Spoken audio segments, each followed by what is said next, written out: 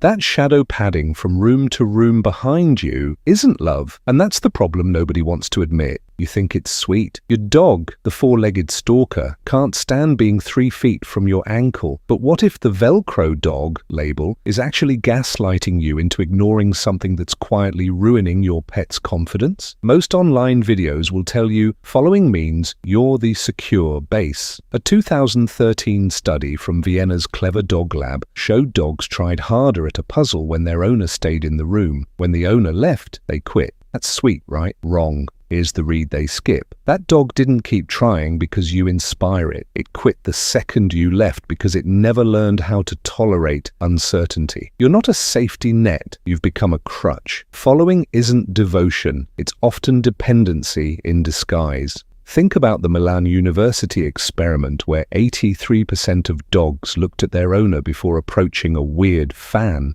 Researchers called this referential looking. Cute.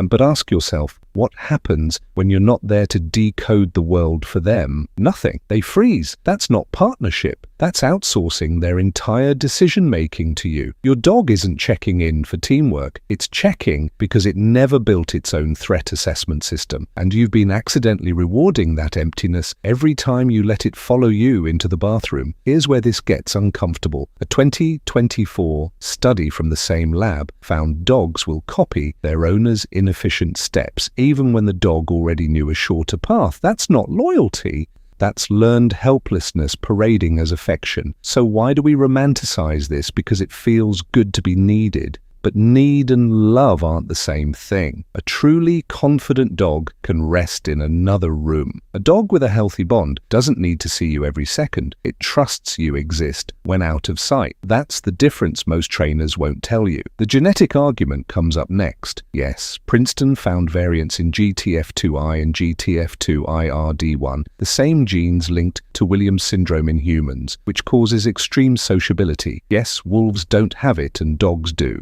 But here's the twist. A genetic predisposition is not a destiny. It's a starting point. Using your dog's DNA to excuse constant following is like saying humans with the thrill-seeking gene should all become base jumpers without training. DNA loads the gun, your behavior pulls the trigger. The Tufts 2006 study made a critical distinction. Dogs with clinical separation anxiety didn't actually follow their owners more at home. Wait, read that again. Anxious dogs didn't follow more. That means Velcro behavior is not anxiety. But here's what they didn't say. It's still not healthy. A dog that follows constantly is a dog that has never been taught emotional self-reliance. Every time you let it shadow you without interruption, you're reinforcing the idea that alone is dangerous. That's not bonding. That's slow-rolling isolation distress. Ask yourself this. Does your dog settle when you sit down, or does it stay half alert, watching for your next move? If it's the second, you've accidentally trained a surveillance system, not a companion. The industry calls them Velcro dogs, like it's a quirky type. But real behavioral science calls this something else: opportunity cost.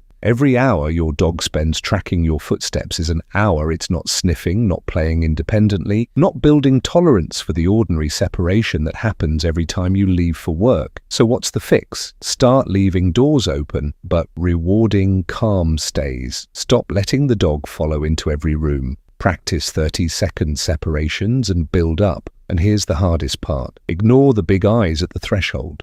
If this feels cruel, remember, the most loving thing you can do is teach your dog that your absence is boring, not terrifying. The next time you feel those eyes on you from the bathroom doorway, don't coo. Don't invite them in. Just recognize that following isn't a compliment. Most of the time, it's a quiet cry for the one thing no one gives them anymore, the chance to be okay alone. If you want to raise a dog that actually chooses you instead of needing you, like this video and subscribe to my channel. We don't do toxic attachment here. We do real confidence.